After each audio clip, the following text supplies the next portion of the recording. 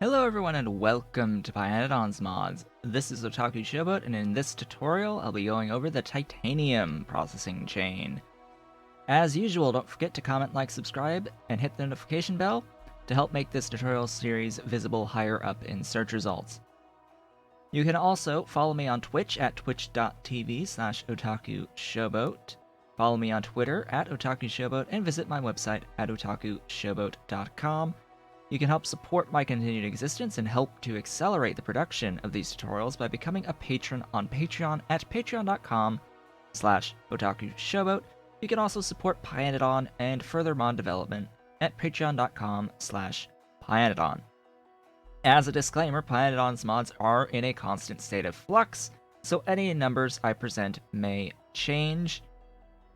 The mods for this particular save file are nearly identical to my stream save file, the list of which is on my website's stream schedule page. The link is below this video. The only difference is that I am using the Infinity mod to help to showcase the various processing chains, this one included. With that said, let's get started. So, my disclaimer today is very apt, because as of the recording of this video, Pyanodon has just updated the Pi Fusion Energy, in particular, which has had a cascade effect on all of the other mods, to include Mark 2 through 4 versions of the Pi Fusion Energy machines.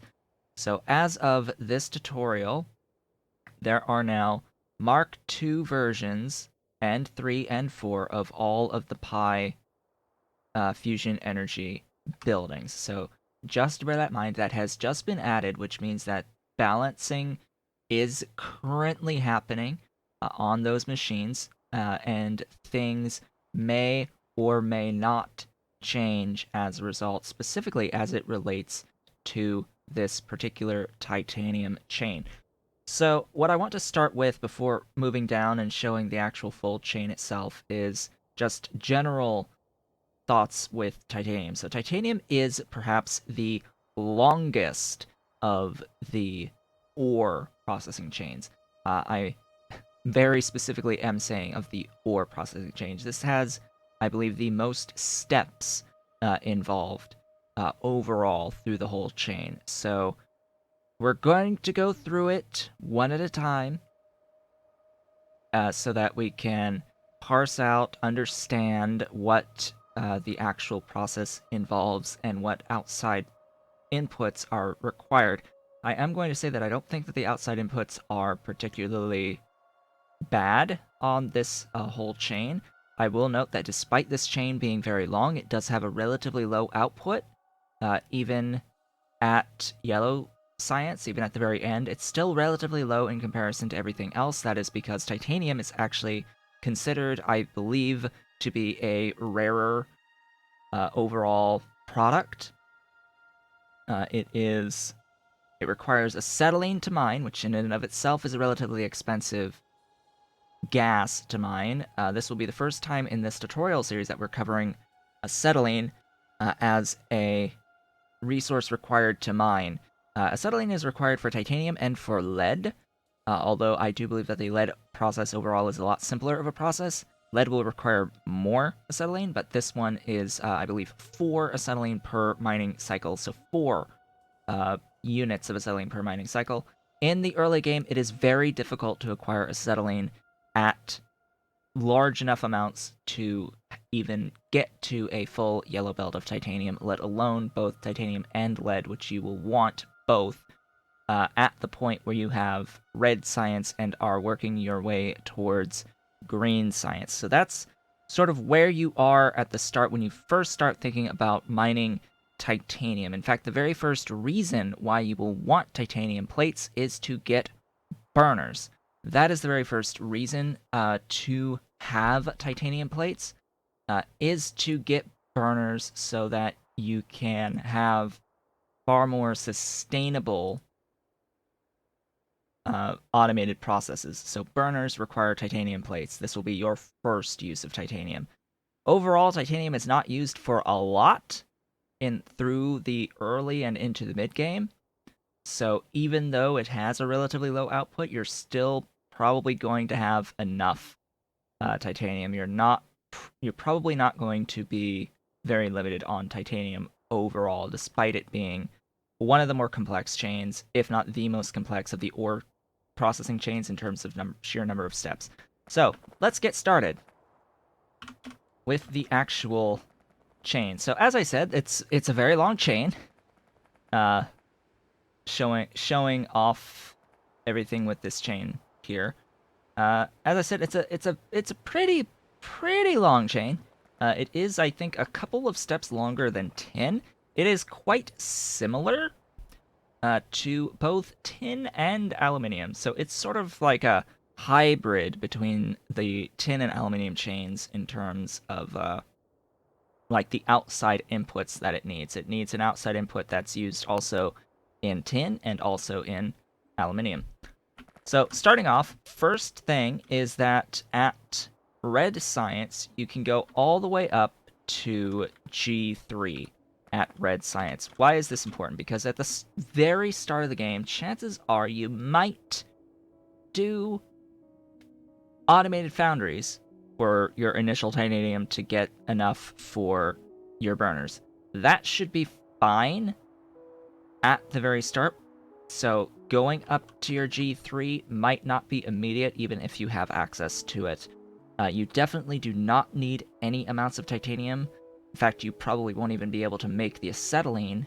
In fact, I know you won't be able to make the acetylene to even mine the titanium until after you have picked up your coal processing techs. So you have to have some red science techs before you can even consider starting to mine titanium anyway. So even though at the time that you can start processing tin, or titanium I should say, by the time you start processing titanium you will have access to this G3 recipe, most likely, you're still probably going to start with foundries. You will probably not do stone furnaces. In fact, I would highly recommend not doing stone furnaces at all, going straight to hot air advanced foundries at the start. This will give you 2.25 plates per second for a 15 per second ore in, and as I had said, you're probably not going to have 15 per second of ore in anyway, so always use the hot airs at the very early game before you fully start setting all of this up, and remember that you will need things like engine units and duralumin for some of these buildings here. And as I had said, there have been changes with the Pi Fusion Energy buildings, which includes the screeners, the secondary crushers, and the jigs in particular, and the grease tables, and the centrifugal pans. All of these, and I think the hydrocyclone as well, those are all Pi Fusion Energy buildings, and they all have a Mark 1 through Mark 4 variation now, which means that they have also tended to lose a lot of base module slots at Mark 1, as well as have a overall slower crafting speed than what they were before. So adjustments need to be made in terms of the numbers of machines going forward. If you are used to having a certain number of machines for automated screener across the board, it needs to be changed now, because a number of crafting speed changes have occurred, as well as you'll have to adjust if you want to upgrade to Mark II, etc. This will actually have a lot of implications on the slower processing chains, in particular diamonds, but that is discussion for another time. Anyway, so at Red Science, you could go all the way up to the G3. Automated screener converts your ore into grade 1 and 2, and it's a 50% chance of the G2. The G2, it has a 50% chance of going into the G1, so this ends up being 15 in to 3.75 G1 out, approximately. I haven't really done the math off the top of my head for converting the G1 into the G3, but again, you screen for the G1 into G3 plus rejects, and then the rejects also go into G3. And this is where you end at Red Science. These convert directly into plates. At Green Science, here's where we run into an issue. Because at Green Science, you can go further up. So let me actually bring up the titanium techs. So Titanium Processing 2 gives you access to make molten out of titanium-enriched dust. You can go G4 to powdered by adding MIBC to, yeah, that enriched dust. And then you get a reject that you don't have the ability, unless that one feed back? That one feeds back. And so this reject feeds back, forms a geometric series to give you a little bit more G3 going into 4, and then powder, and then dust, and then you can make molten out of the dust. The problem here is this. So at Green Science, when you initially pick up Green Science, and throughout the entirety of having Green Science, you're only going to be able to convert G3 to G4 and then make plates directly out of the G4. You will not be going to molten anytime soon, because the jig, the Mark 1 jig now, the jig, if I'm still memorizing the icons, the new icons here, the jig requires electric engine units, assembling machine 2s, niobium pipes, circuit board 2s, and stainless steel. So by the time you have circuit board 2s and stainless steel, therefore also assembling machine 2s, by the way, because you need those for the assembling machine 2s via the advanced small parts, you will need, because of advanced small parts there, you will need to have stainless steel to get your advanced small parts. So definitely bear that in mind as well. Here, with the jig, if you have circuit board 2s, okay? If you have circuit board 2s, by definition, you also have stainless steel, because you need stainless steel for one of the buildings in the circuit board 2 chain. You also need niobium for various buildings along the way anyway. So if you have circuit board 2s, you have blue science now. This is one of my issues that I have personally had with the progression of the Pi Suite, is that the moment you get circuit board 2s, you have blue science. Everything that is involved in making circuit board 2s is also involved in blue science. So you're essentially, by making... It's actually over in coal processing. By making circuit 2s, you have made chemical science packs. Because you need optical fiber for circuit 2s, this needs circuit 2s directly. You need rubber as part of your green science already, so you already have rubber. And you need stainless steel to even get to your circuit board 2s.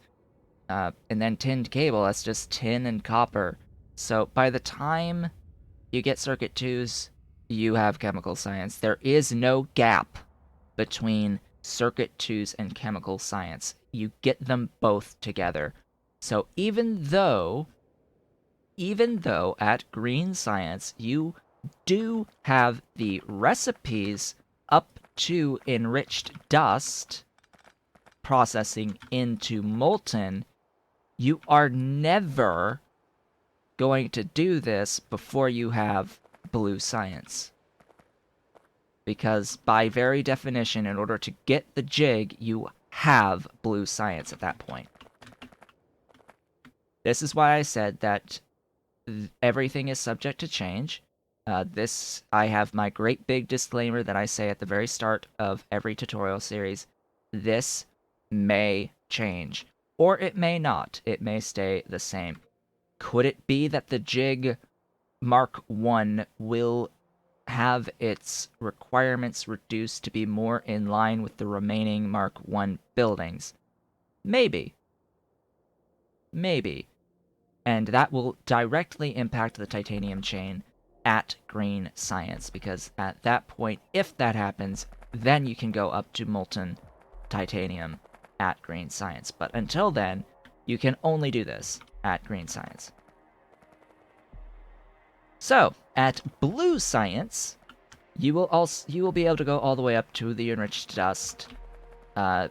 However, you will also be able to go all the way up to high grade. So let's actually go through all of this. So the jig turns your G4 into your powder, as well as into pulp 3. Powder plus pulp 3. Bear that in mind. So that is another aspect here you need to bear in mind, is that at green science, you won't be able to do anything with pulp 3 yet. You cannot go up to here quite yet. So always be thinking about that. Titanium powder converts into enriched dust plus the rejects. As I said, the rejects go back up to turn into more G3. So that is a geometric series right there that will improve the overall output of these intermediate steps. Now, the enriched dust will convert into pulp 1.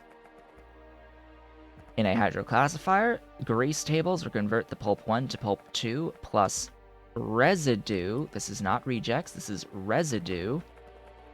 The pulp 2 will go into 3, and then 3 will go into purified pulp, as well as overflow waste. We'll get back to that. The residues from up here will convert into pulp 5 and grade 4. So, again, here's another geometric series going all the way back into G4 to give you more powder and pulp 3.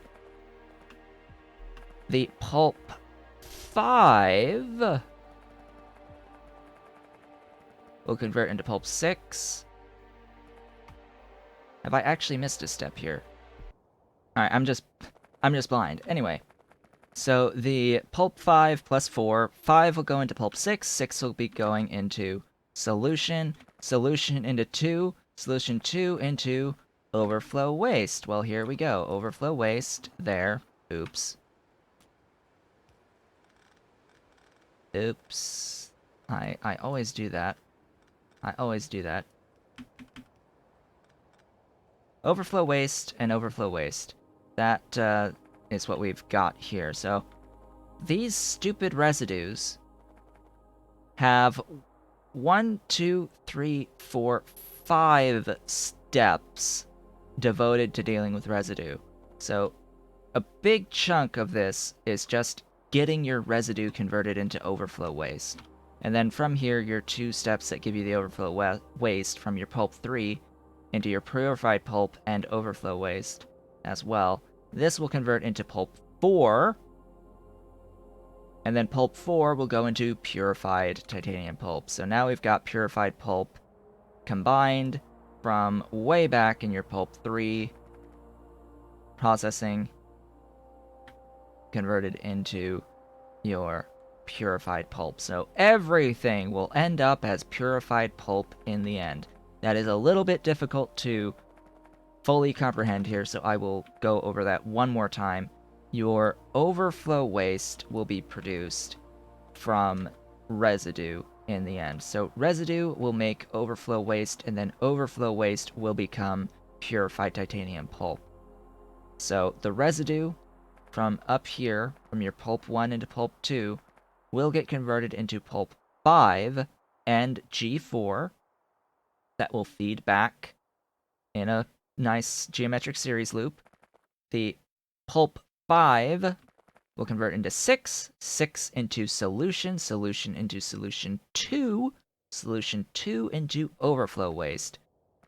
And then from your pulp 3, from your overflow waste there, plus the overflow waste here, converts into pulp 4, which converts into purified titanium pulp. Now, after all of that, your purified titanium pulp will convert into high-grade powder. And then the high-grade powder will be converted into concentrated titanium, and then concentrated titanium into high-grade titanium. And that is where your blue science will end, is with high-grade titanium. Technically speaking, you should have access to all of the buildings required for this. as well as there being quite a few outside inputs involved during this entire process. Then at yellow science, it is the same as most every other ore processing. It is reduction and sintering, which will vastly improve your output of plates. Speaking of plates, only 3 ways, or 4 ways of getting plates, excuse me. Straight from ore, from G3, from G4, and from molten. And then molten, you have the enriched dust, which chances are you are never going to do, because by the time that you can do it, you will already be capable of going all the way up the remainder of the blue science chain. You can stop at concentrated, but just go all the way up to high grade. There's no real point not to go all the way up to high grade when you have the opportunity to. Otherwise, at yellow, you are going to go all the way up to centered. Generally speaking, don't ever do reduced.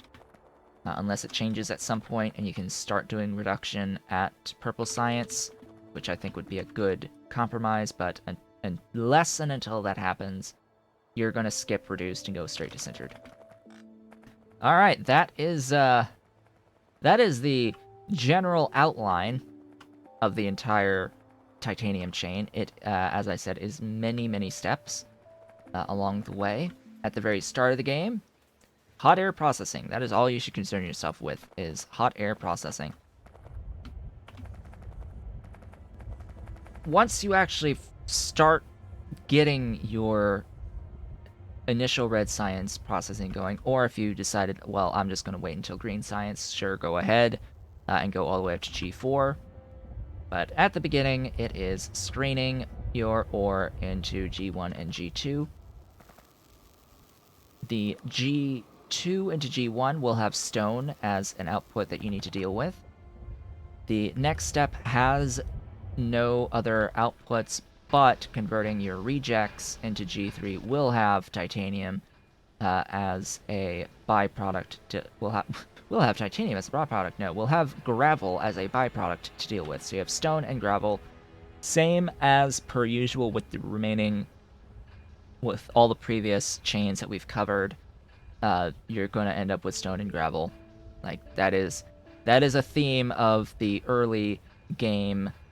Initial steps of high raw ore processing chains, you're going to end up with stone and gravel outputs. Fortunately, by making titanium, you're going to be able to build burners to void any excess stone and gravel. Now, at red science, this stops at G3. You can hot air process your G3 and your G4 for that matter. And at green science, as I had stated before, you're just probably going to stop at G4. Just adding some ball mills to process your G4, because you cannot make the jig yet. That being said, the jig processing at blue science is going to require this stuff called MIBC, or methyl isobutyl carbonyl.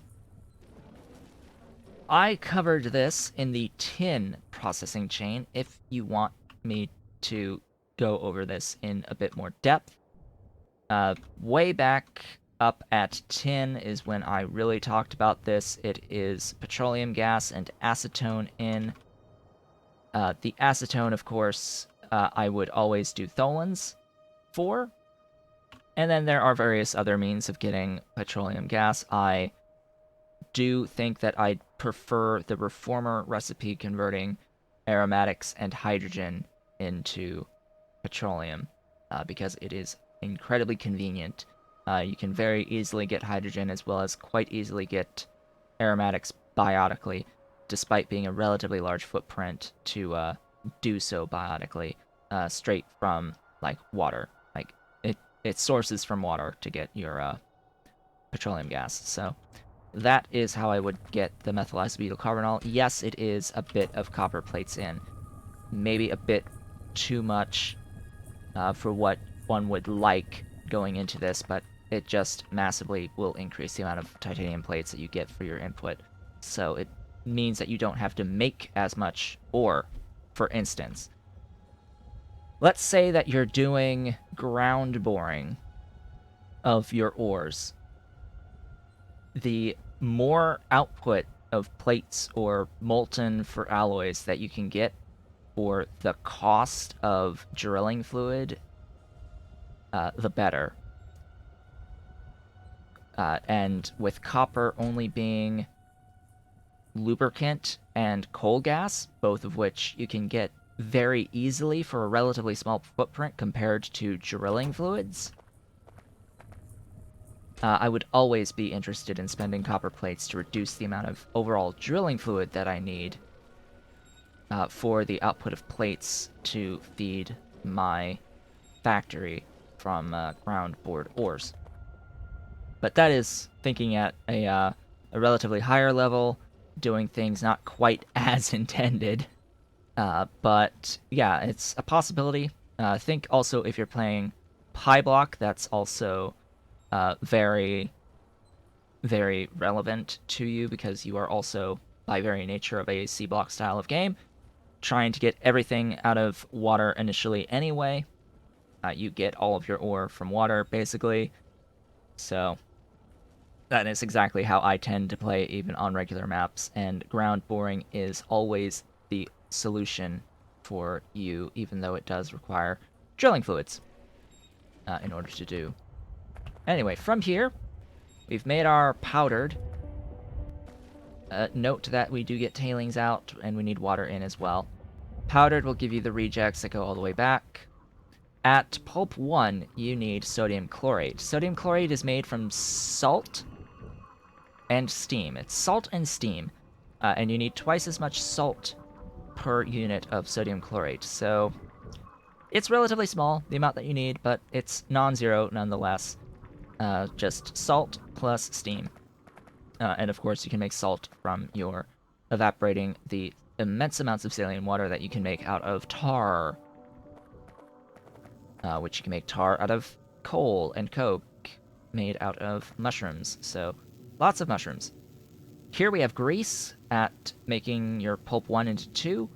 Grease, as I've mentioned in previous, like way back with iron and with copper, grease is relatively easy to make. It is pretty much lard and lubricant. If I go back, if I still have it out, I know I have it out for copper, because it's needed for copper. Grease, right here.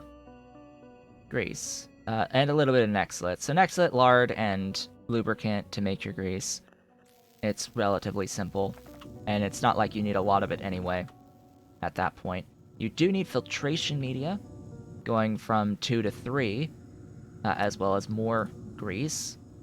This is significantly more grease to convert 2 into 3, but, and just ignore the numbers precisely because we're not running at 100% here. So again, just bearing in mind that A, there's also Mark II variations of buildings that you will have access to now, and B, it's not quite built to scale because everything still is in a state of flux and being adjusted in terms of crafting speeds of things and Mark IIs and all of that good stuff. It is overbuilt for what is needed, but it is built to process the full 15 per second out as we go down the chain.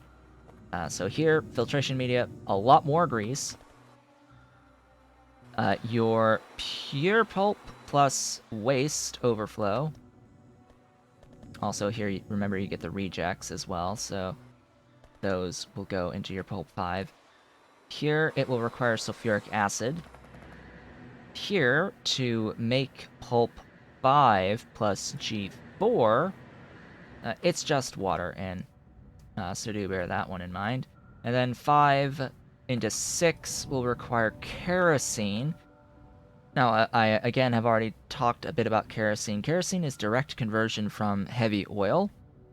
However you want to get heavy oil, just converts directly into kerosene. So do bear that in mind. Kerosene is very simple overall. Its complexity depends on how you want to get heavy oil. If you want to get it completely renewably, you can make crude oil from tailings and steam crack your crude oil into heavy.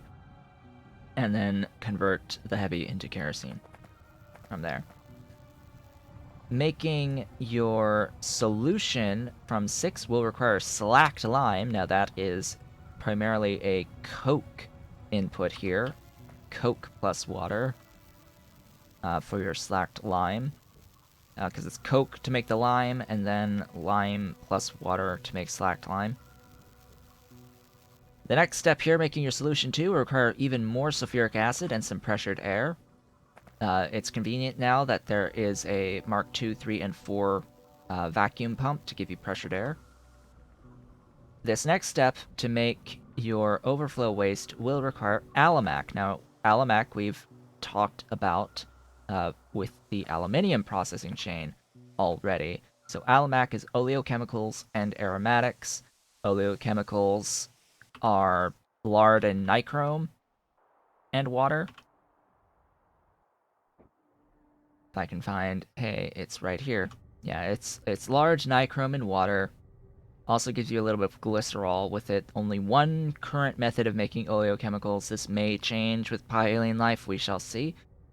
But yeah, oleochemicals plus aromatics, and I've already talked about how to get aromatics through biotic means.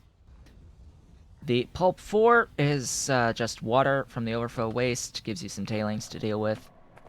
The pulp 4 into purified pulp. Now this is going to need some biofilm. This will need biofilm. Biofilm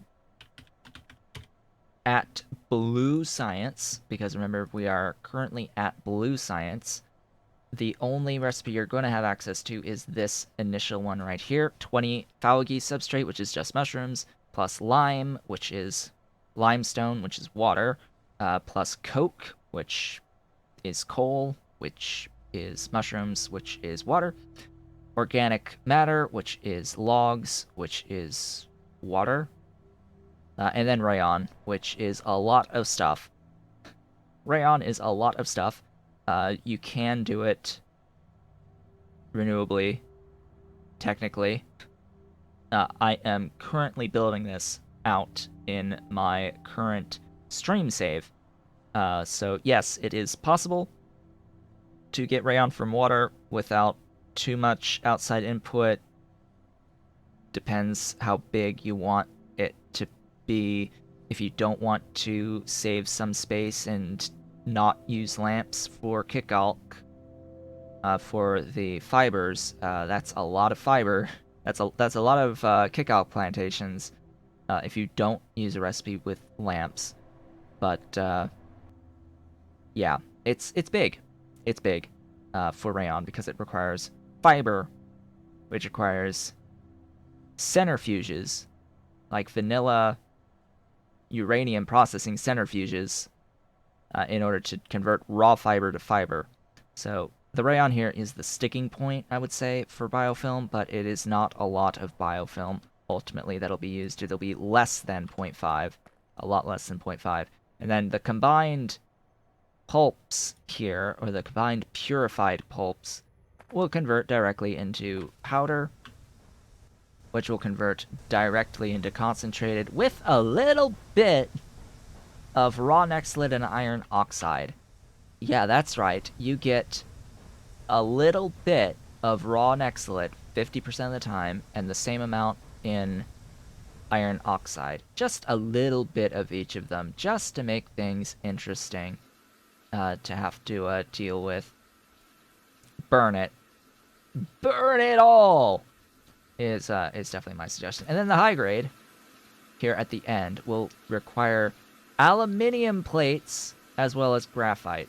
So here is a direct spending of a different type of plate to help make more titanium. Now, again, the amount of extra stuff you get for spending of the different plate is well worth the trade-off. Well worth the trade-off. Well worth the expense. So there's your Blue Science. You end up with high-grade titanium. And just to give a little bit of a point here, the amount of stuff you get at high-grade It's 600 molten per unit of high grade. This will be a pretty big boost. You're going to need limestone and sand castings, a not insignificant amount of either of them, by the way, and heavy oil. So that is another thing to note about the entirety of your molten. It is limestone, it is sand castings, and it is heavy oil from the very beginning. You are always going to be needing all three of these to make your molten. And then, of course, casting itself will need even more sand castings. So bear that in mind. This process does not involve borax whatsoever. It will need limestone. Limestone can be made locally. Sand castings may not be made locally. Potentially, you can if you pipe in creosote. And then heavy oil, of course, will probably be your biggest pain point. But as I've said previously, you can convert tailings into crude oil, along with its tailings plus aromatics into crude oil, and then you can steam crack your crude oil into heavy. And I believe that is a 1-to-1 ratio by steam cracking crude into heavy, which you should absolutely have access to, or probably be doing by the time you have blue science anyway. At yellow science, you get access to your reduction and sintering processes. These are identical to the iron and copper and tin processes. Sodium sulfate in, along with pressured air and diesel to convert your high grade into reduced. It is a 1-to-1 ratio between your high grade and your reduced. And then you're reduced into sintered with a fuel source with lime, syngas, and pressured air. And this, of course, is 1-into-2 sintered, so twice as much sintered as reduced. Or you can consider it as twice as much sintered as high grade. So when you compare the output on high grade of molten, 1 unit to 600, 1 unit to 600 is 2 units into 800. So you go from 600 to 800 overall per cycle per unit, comparing 1 unit of high grade to the 2 units of sintered that you end up getting. So you go from 6 to 8. Which is a pretty big boost overall. Pretty big boost. And then, of course, your molten is heavy oil, sand castings, and limestone in. And from here, all that's left to really talk about as we encroach on a neighboring thingy is titanium is used for quite a bit. It's a lot of titanium plates that you end up with in the end. But there is also one alloy involved with titanium, and that is the Niobium titanium alloy. Now, what I'll do here is I will do a search for titanium. Bring up the plates so that I can bring up the... Where is the molten? Wherefore art thou? Molten! Bring up the molten so that we can see that molten is only involved here. Titanium alloy. Niobium titanium alloy. This stuff is used primarily in Mark IV equipment, a few Mark IIIs, which these are actually Pi Fusion Energy Mark IIIs, so bear that in mind. Actually, it's looking like a lot more than just the Pi Fusion Mark IIIs. I'm seeing some Pi raw ores and Pi petroleum handling Mark IIIs here, so selection of Mark IIIs, a lot of Mark IVs, as well as superconductor substrate for superconductors for more Mark III stuff. So a lot of Mark III stuffs, and then these guys are like utility science, space science actually, for the Pi-Josephson junctions. Fault current inductors are used for the circuit 4s for intelligent units, and then superconducto servo mechanisms are more Mark IV stuff. More Mark IV stuff. Quantum computers as well. as well as your T3 high-tech Logi bots, Logi and construction bots. This is incredibly important. So you're going to need a lot of Niobium titanium alloy, it looks like. A lot of it in the mid-late game, or at the beginning, early part of your late game experience. So we're talking production science into utility science at this point, is when this will become more relevant to you. But until you get to that point, this is all of this is post blue science. This is all done. Like, the only time you're going to be thinking about Mark III stuff, you will have purple science. And by the time you start thinking about Mark IV stuff, you have utility science. So you are quickly approaching the end of the game anyway, by the time you really need any of this alloy. So that can be held off on for quite some time, but the actual amount of titanium plates, here we'll actually look at the actual titanium plates and what titanium is used for. It's used in trains, some nuclear stuff that you're probably not even going to touch in a standard playthrough of Pyanodons. Desulfurizator units looks like one of the earliest buildings. It's used in a lot of Mark IIIs, of course, so scale up for Mark IIIs. Wouldn't do this fuel rod recipe. Of course, burners is the very first time that you'll see it. Used in some stuff for the Mark I versions of a number of the Pi Fusion Energy machines, a few Pi Fusion Energy Mark I and Mark IIs, and, of course, 3s. Probably even going to see 4s at the end. It's used for diamond mines, which will come when you're doing your purple science. Setting up for your purple science, although bear in mind, diamond mines will need you to set up super steel in order to make the special small parts. So diamond mines, while you need diamonds for purple science, if you're not doing diamonds through particle acceleration, yeah, that's going to need super steel. Just as a side note there. Need titanium for regolite mines. You're not going to be doing regolite mines until much later for Pi Fusion Energy stuff. This is like your main way of mining for helium type stuff. Of course, it's used to make the alloy. Advanced coating is necessary for purple science, so you need titanium to feed into purple science. Otherwise, a couple of Pi petroleum handling things at Mark I, a bunch of Pi petroleum handling at Mark II, a bunch of Mark III stuff. There is a vanadium particle accelerator recipe. I do not suggest doing this recipe. I suggest doing the chromium recipe instead. You need it for the reduction and sinter stuff, but that's late game. Most of the time it's late game. Cargo bot Mark IIs need titanium, this is the logistics robots Mark IIs will need some titanium. Polybutadiene for rubber, only recipe to get it.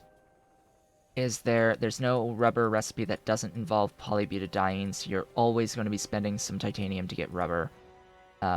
So just another thing to bear in mind. Titanium will be needed for green science because of that. And then from there, some other mid-game stuff. I don't suggest any of these recipes. Of course, you need it for advanced small parts at Circuit 2s. By the time you get Circuit 2s, you want to start making your advanced small parts. The inserter recipes from Belt are very important. Definitely do those. Titanium tetrachloride, aramid, very important, very important. You need this for stainless steel. Otherwise, yeah, titanium tetrachloride has its uses, but generally speaking, there's always a method that doesn't involve titanium tetrachloride that you can also do for every single one of these recipes. There should always be a recipe that does not involve titanium tetrachloride to do something in the alternative. Because titanium tetrachloride is relatively expensive.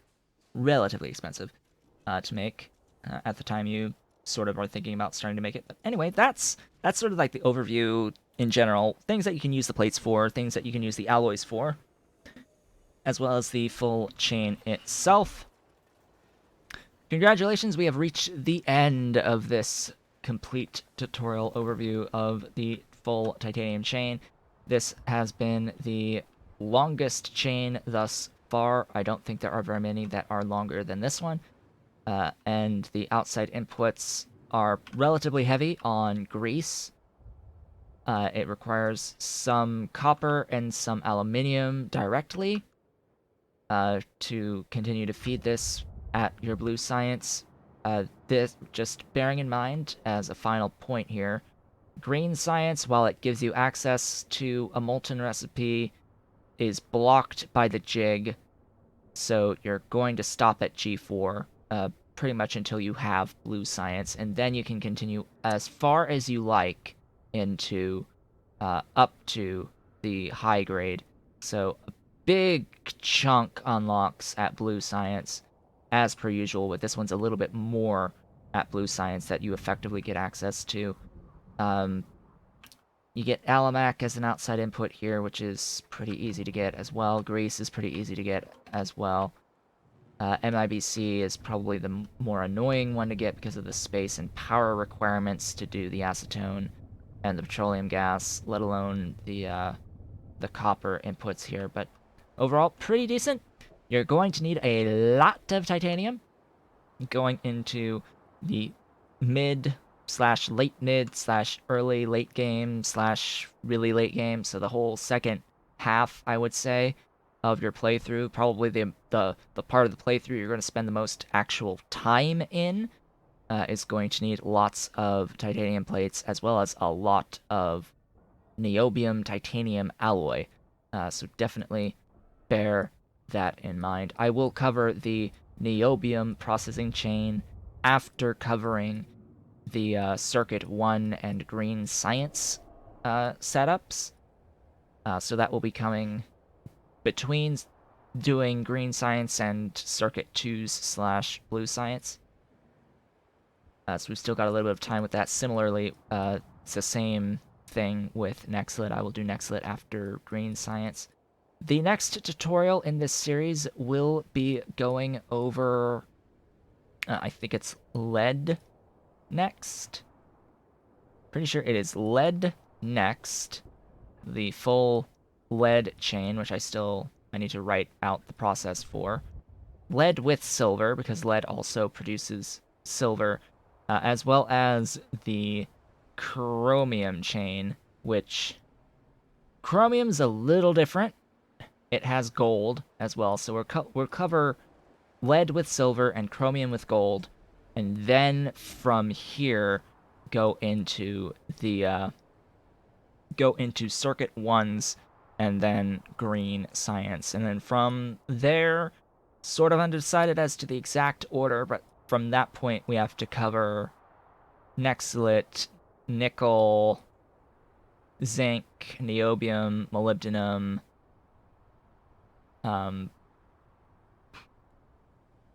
and various processes involved in making circuit 2s at that point. And then, phosphates too. That's the other thing. Phosphates after green science. Phosphate rock processing.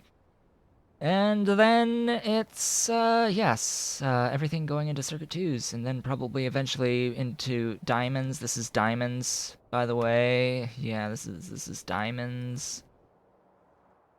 This is your preview for diamonds. It's a little big. That it will change though.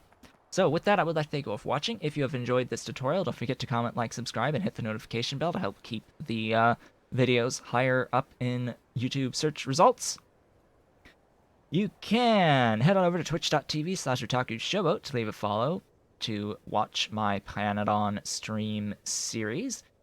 You can also follow me on Twitter at Otaku Showboat. You can visit my website at otakushowboat.com, and you can help support my continued existence and help to accelerate the production of these tutorials by becoming a patron on Patreon at patreon.com/otaku showboat. You can, of course, also choose to help with the further production of these mods by becoming a patron of Pyanodon at patreon.com/Pyanodon. I hope to see you all on the next tutorial for lead.